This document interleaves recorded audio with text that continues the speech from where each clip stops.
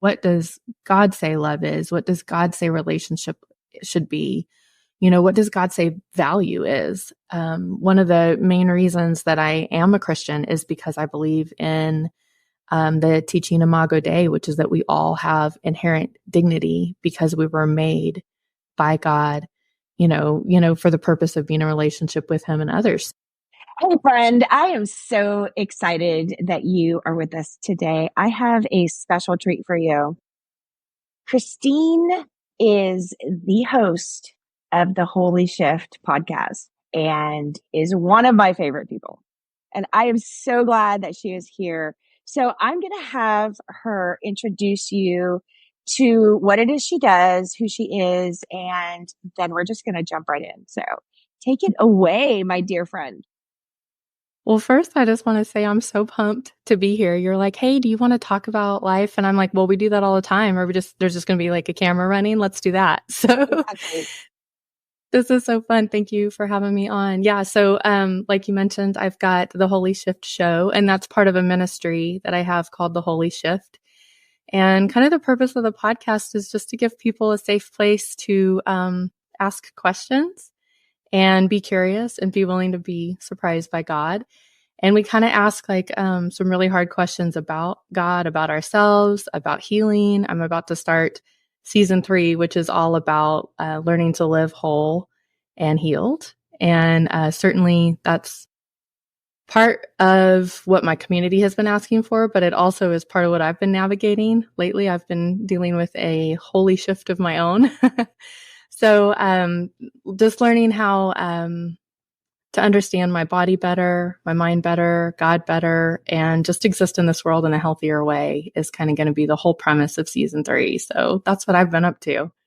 That is so exciting. I cannot wait to hear it. And we'll put in the show notes links to everything where people can find you, where the show is, and all of that.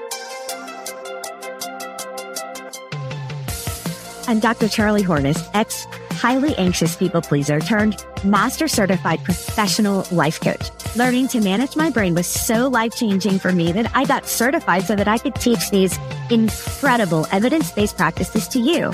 Are you ready for massive change? Let's go. I would like to start off with you telling us the premise of the show. Okay. Can you talk a little bit about, because it's a show based in spirituality and seeking. Mm-hmm. What are you seeking? And how does spirituality play into this? Oh, good question. Okay. So I am a person of faith, but I didn't grow up that way. And I know C.S. Lewis thinks that he's the most reluctant convert, but I think I'd give him a run for his money. I kind of came to... Wait, I'm jumping in. Are you saying that you have been dragged kicking and screaming into new levels of joy? Yeah, I have. And my favorite quote from Lewis. Sorry, I'm not going to talk about you again, but that one I had to jump in on. Yeah. Oh, and it's phrased so perfectly. New levels of joy, new levels of peace. But I mean, you don't get there. It's just not like a shiny, happy yellow brick road there. It was a battle for me to get there. And I had a lot of questions coming to faith. I still had a lot of questions after faith, which is part of why I went to seminary. One, I kind of wanted to hope, I was afraid maybe I was accidentally being a heretic and I didn't know. And I thought, well, if I'm going to be talking about Jesus, I might want to know some stuff for sure and not just be going off of what I think I know. So I went for that. But also I am just like a question asker. And I had all these questions myself, and I wanted access to like some of the great thinkers in the world and the resources in the world to ask those questions. And so kind of the premise of the ministry and the premise of the podcast is to give other people a safe place to ask the questions. And I have a very diverse audience. About 40% of my people are what I call Jesus curious. So they're interested in spirituality. They're not necessarily offended by Jesus, but they're not going to church or they've been hurt by church. I know that's a big part of a lot of my audience's stories. And then I've got some people that they're seeking, we're like, I want to know more about love. I want to know who God is. I want to have a better understanding of what he wants for me and from me. And then I've got some people kind of from my old fundamentalist background where I kind of started out.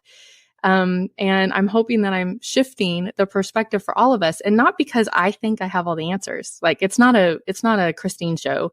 I have experts come on in different areas, and we kind of like wrangle with and hash through, like, how does this intersect with art? How does this intersect with politics? Like, what are we supposed to think about these things? Or how do we even begin to ask these questions of God and of ourselves? So it's really fun. I'm like forever like putting my foot in my mouth, like according to someone, because of that varied audience, but I love it. I really wanted unlikely community, and I feel like I've got that. So I'm having a good time with it. I love that you have a space for diversity of thought. So just real quick, you self-identify as Christian? I do. Yeah, I do. But I've got a lot of folks in my community who aren't real sure about that. And that's okay. Doesn't bother me at all. I actually love to have those conversations. So there's a safe space there for people that are just like seeking, curious, want to ask questions. Because the thing Sure. that I want to make the biggest point about as we start this conversation is, regardless of how we feel about spirituality, faith, religion, whatever words you want to use, we all at milestones in our life ask big questions. Every single one of us. There's not one of us.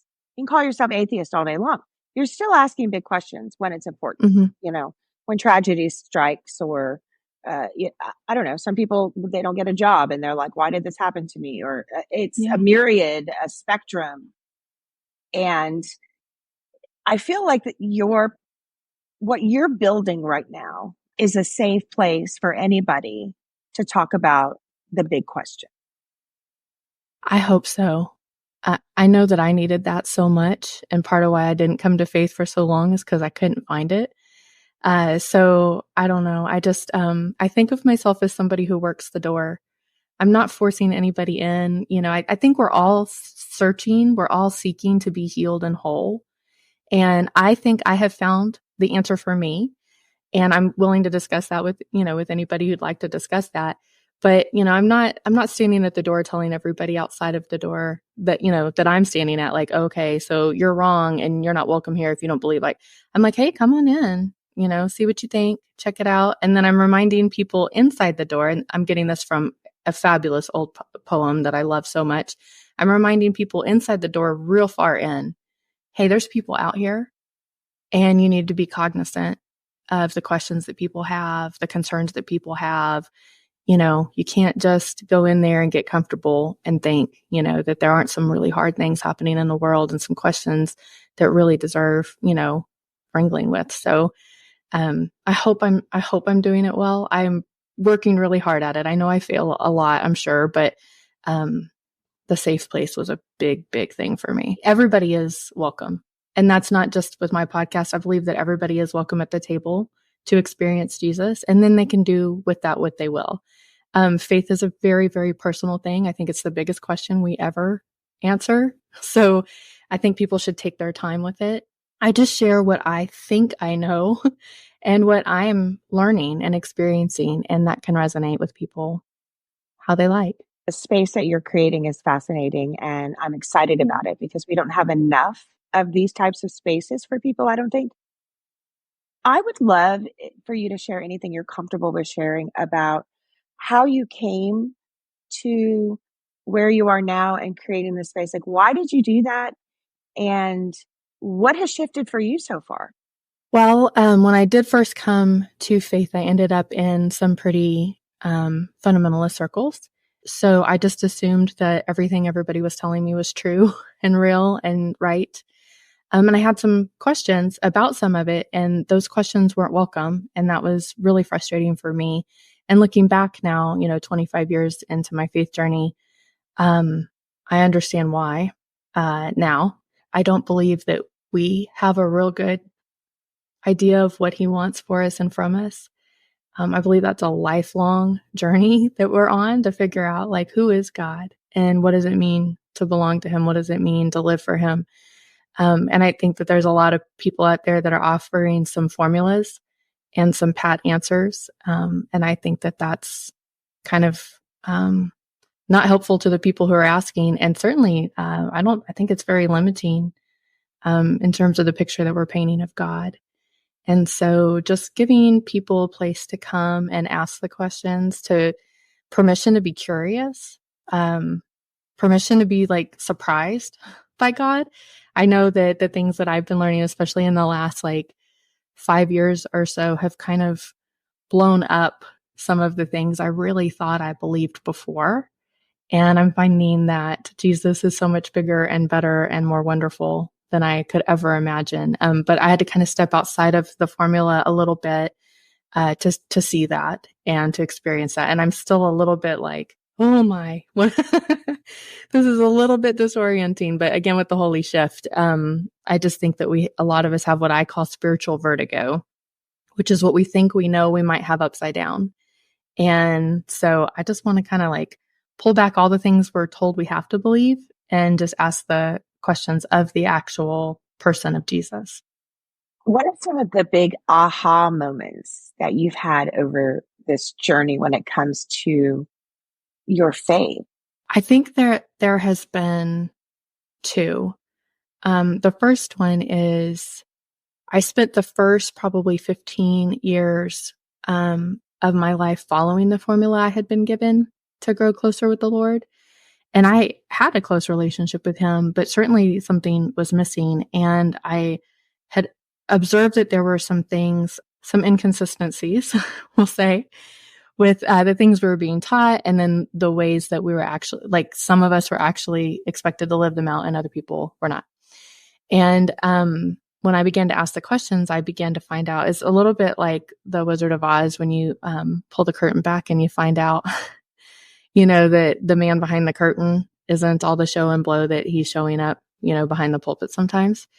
And it kind of caused me to kind of go back and start at the beginning. Like, what do I know?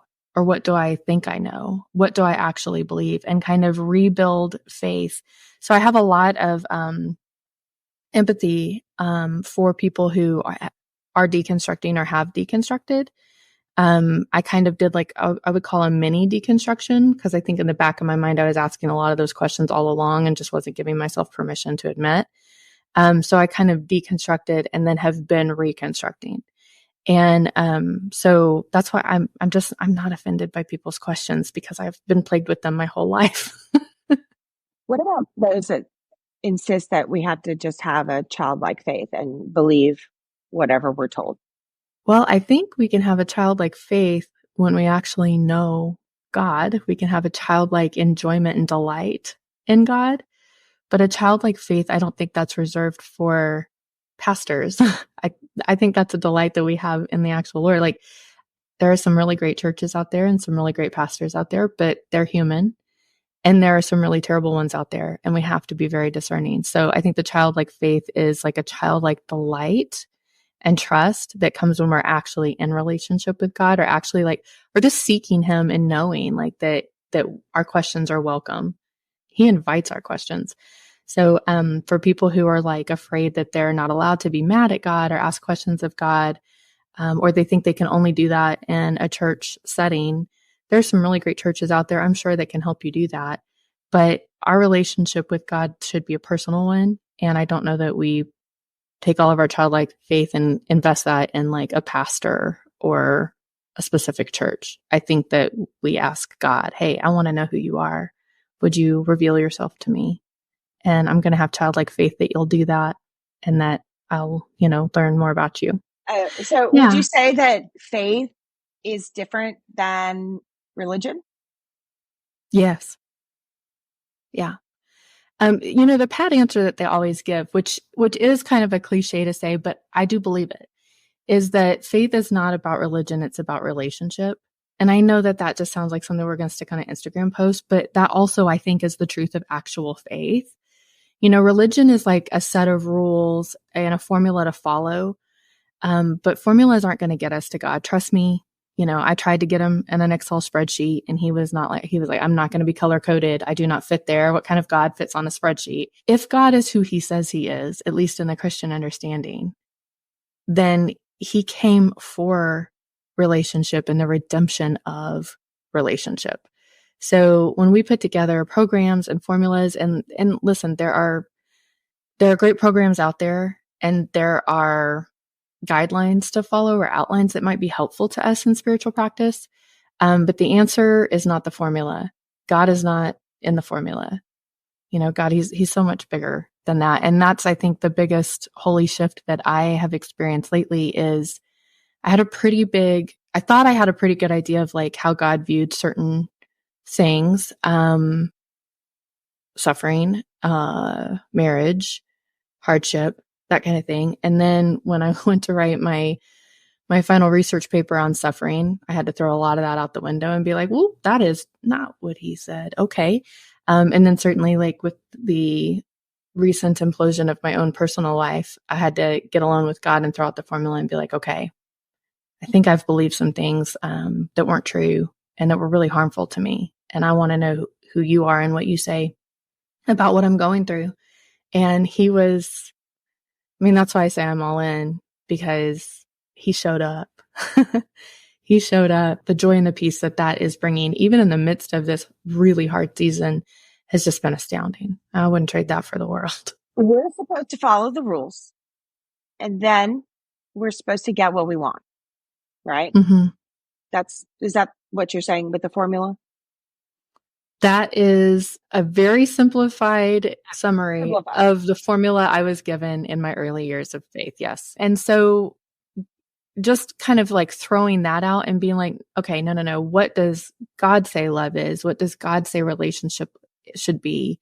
What does God say value is? One of the main reasons that I am a Christian is because I believe in the teaching Imago Dei, which is that we all have inherent dignity because we were made by God, for the purpose of being in a relationship with him and others. So that means that my dignity is no more or less than a woman on the other side of the world or than a man. But in certain circles, that is not necessarily the belief, and people might represent that it is. But the posture is always the tell, and there really kind of is much more of a hierarchy of dignity that is awarded to people based on race or sex or wealth or whatever else, and that in no way aligns with the heart of God. That's when you see me get a little feisty and pit bully when people will bring up like Christian nationalism or like oppressive patriarchal systems and be like, and this is God's will. And I'm like, oh, no, don't make me tempt the table. No, it ain't. Let's look at it and let's see what his heart really says about women and about minorities and about the vulnerable, because it isn't really the current American representation. Amen. Are you sure you're not going to go get ordained to become a preacher? Because I really think you should.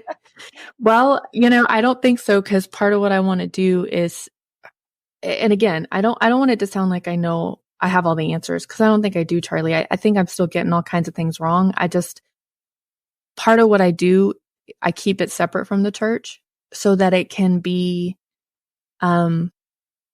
critical of the church when it needs to be.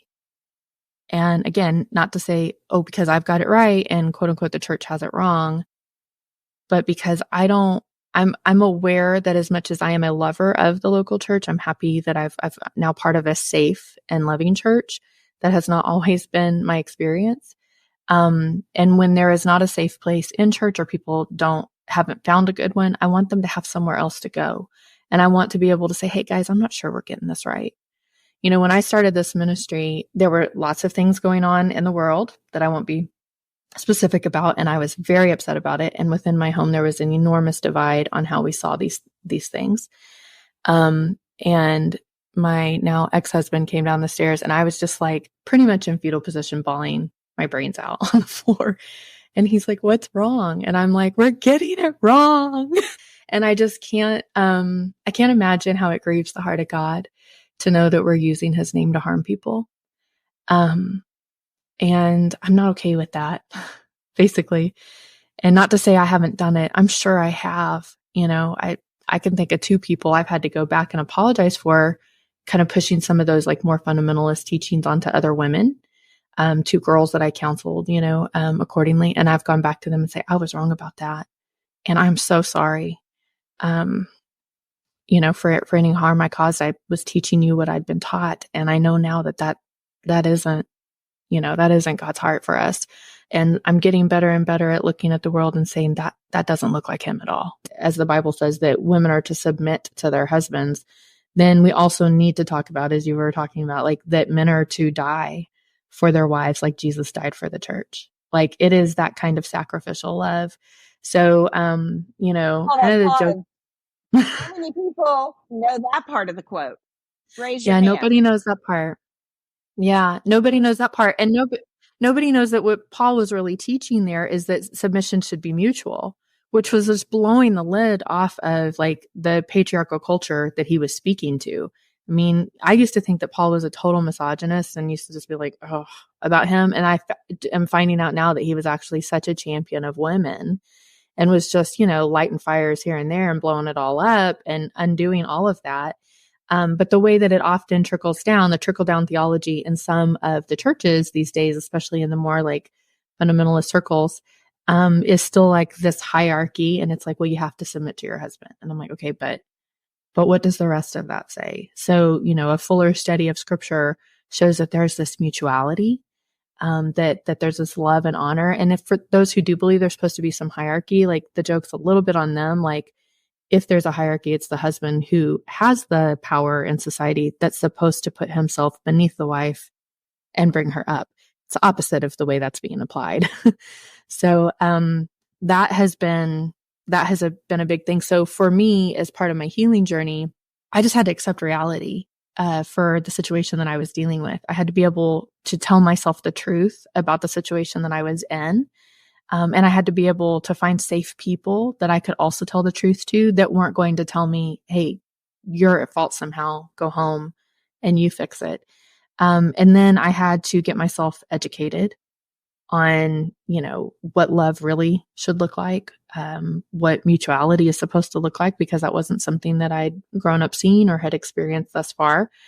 And I think what happens a lot of times, at least in the circles that I'm running in now, which is a lot of women healing from some of the things that I'm healing from, we get stuck in that education cycle. And I'm such a huge fan of it. You know that I like accumulate master's degrees like as a hobby. So I love this. This is so my vibe. Sometimes we think like the education is the healing and education is a catalyst. But sometimes I think we like gather the information and we think, well, now I know better. But we're holistic people. The healing actually has to go a whole lot deeper. We have to kind of, for those of us who grew up in dynamics that maybe didn't teach us the best ways to interrelate, and it was like no surprise that we ended up in marriages that were harmful or unhealthy. We have to do a lot of deprogramming to really understand, like, what does love look like? What are God's expectations of me? What are God's actual promises for me? And the formulas, I think, are designed to give people easy answers and also make people feel safe. Not like, but we're not here to make people feel safe. Like we're here to seek God and seek wholeness. So, the thing that I had to realize about what I had learned, I had to untangle a lot of the messaging that I had received my whole life. Some of it in my, family, some of it with my early church experiences, where I had been taught that kindness meant like eliminating tension or discomfort for anybody else, that grace meant like punting truth if I had to, keeping secrets and staying quiet and getting smaller. If we have been brought up in systems where we've accidentally been enabling bad behavior in people, that doesn't mean that we caused abuse or that we deserve abuse or now we're responsible to undo that. That's not how that works. As individuals, we are all responsible for ourselves. We can look at ways that we may have accidentally been enabling, because we kind of enable what we tolerate, right? So we can look at ways like we may have tolerated some things and enabled some things that now we know are not in line with love. But that doesn't mean that we're at fault, that we're responsible, that we're to blame. The abuser is still the abuser, and the abuser needs to be held accountable for that. I've got a place now where I can put everybody's resources in one storefront. What's really cool is when you use the what we call affiliate links. And I'm now becoming an affiliate for a whole bunch of different things. It's all on my website at charliehornesscoaching.com. And it's on the bonus resources page. What happens is when you purchase something off of that, a portion of it goes back to the show. And so what you're doing basically when you buy from there is you're supporting the show at no additional cost to you, which is kind of like the coolest thing ever. It's going to help us continue to create content for you and bring on incredible guests that are, they blow my mind. So I'm hoping they will blow your mind too, whether it's metaphysics and psychology and theology or high fantasy romance. You're going to find your next favorite read right there. Let's go. And when we follow the formula, if we're honest with ourselves, we are following it because we want to be closer to God, but also because we want to be safe, because we want the dream, because we really, on some level, all kind of want a God that we can rub out of the lamp and get what we want. And the problem is God is not that God. He is sovereign. He is safe. He is good, but he isn't safe. I love, again, going back to C.S. Lewis, in Chronicles of Narnia and The Lion, the Witch, and the Wardrobe, we're like, well, of course he's good, but he isn't safe, but he's good. And those are two very different things. And so sometimes we think good means safe in terms of and there will never be any suffering and I will get everything that I want. And that's not what God promises at all. When I wrote my final paper on suffering, that was a whole tump it over, and kind of dig my way through that rubble. Because again, with following the formula. So for me, a book that was very, very helpful to me was, The Reason for God, by Tim Keller.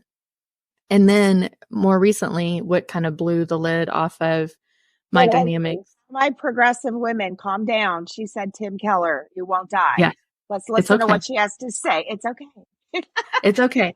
And listen, I don't agree with everything that Keller says, but he's got some, for those who kind of left brain logic arguments on suffering, he's got some nuggets in there that are really super helpful. And then on a more recent level, when it comes to what does love look like? What does goodness look like? What actually kind of yanked my eyes wide open, with my situation was a church called Tove by Scott McKnight. And he's definitely on the more progressive side. Tove meaning good, in the original Hebrew in Genesis, when God made everything and it was good. And in that book, he and Laura are unpacking this is what an abusive dynamic looks like in a church. In a church, it should be good. It should be Tove. It should be safe. And for me, I wasn't yet able or willing to recognize some of the dynamics I was in if they were being applied to me. But picking those, basically they listed out this is what abuse looks like. These are the tactics that an abuser uses. And because it was separate from me and I was doing research on spiritual abuse, I was removed enough from it that I was able to recognize myself in the story. And I, was like, oh my gosh, this thing I'm experiencing is called something. And it isn't just hard. And it isn't just that I'm, not good at it. So I went the next day to my old counselor at a church that typically wasn't very safe, but this particular counselor was. And I told the truth. And they put me in trauma care pretty immediately. But I'll tell you, Charlie, when I had to start to accept the reality of the situations that I was in relationally and spiritually, the grief was unbelievable. Because the thing about taking all the responsibility is, as long as you think it's all your fault, you still feel like you can change it. And when you find out that it isn't all you and it isn't yours to change, we can cooperate, we can be a part of it. When you find out that it isn't your fault, you lose all the power too. And then the grief comes, because I knew then, I was the only one holding this together. So, it was a hard awakening. I'm devastated by it, but I'm not sorry for it, because I really am, I think, coming to a place where I have a much fuller understanding of who God is, of who I am, and of what love looks like now. Many biblical scholars say that the first 3 centuries of Christianity had significant amounts of women in leadership and, Mm-hmm. very egalitarian to men, if not more so. And I recently, when I was doing research on my dissertation, I came across an old quote that I'd heard before, but hadn't thought about in forever. It was either uh, Fiorenza or Ruther, one of those really cool, incredible, life-changing women theologians. And, they said, no one's ever asked the question, why were the women acting up so bad in Paul? Oh, I know. Like, They were mad. yeah, You got to ask that question. Yeah. why? Why Yeah. did anybody care? Why did something changed? And Yeah. it was so important that he wrote about it, telling them to Yeah. calm down. Like, What happened? he didn't just out of nowhere, all the women were just like, they were being kind and listening and submissive. And he was like, oh, and by the way, like he had way more important things to talk about. And Yeah. so when they were doing this sort of reconstruction, I forget the term of the theological lens. But when they were doing the reconstruction, they said, well, they thought Jesus was returning immediately. And they knew that being a woman was not safe. Childbirth was not safe. Marriage was not safe. And they all started leaving husbands and, there were no conjugal beds anymore. And the men got pissed. And that's why Paul intervened, because of the pressure. And what I'm leading with those 2 points is at the end of the day, when the change in the 3rd century happened, it became about power. And when you gave the first 2 points before, all I could think of, there's a third one. It's also about power and keeping people in their place. Because the moment that you don't get what you're supposed to get that you were promised, right? With your tithing and all this stuff and volunteering and giving, when something happens, because we're a creature and we were dying from the moment we were born, and there's no prayer that's going to keep that from happening. The moment the tragedy happens, which it's coming for everybody, it's different for everybody, but something is coming for all of us that we are going to have to deal with as humans. And the moment that happens and it no longer tracks with the theology, it's so much easier to throw away the individual as disposable and did it wrong than actually address the fact that theology sucks. It's great until you have something bad happen to you. And I'm not being judgmental. You can think that all day long, and God bless you if you do. But when something happens, which it inevitably will, that theology is not going to help.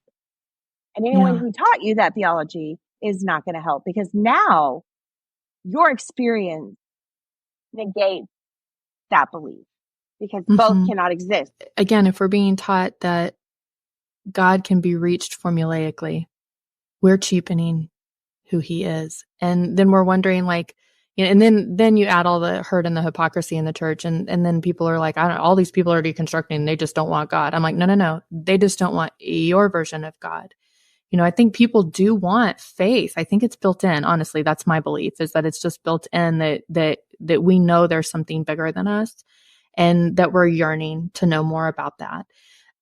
But people are calling BS on things that don't align. And listen, there are some theologies that I believe in that are really, really, really hard, that I resent, honestly. Like, I'm like, that is not at all convenient for what I'd like to see and do.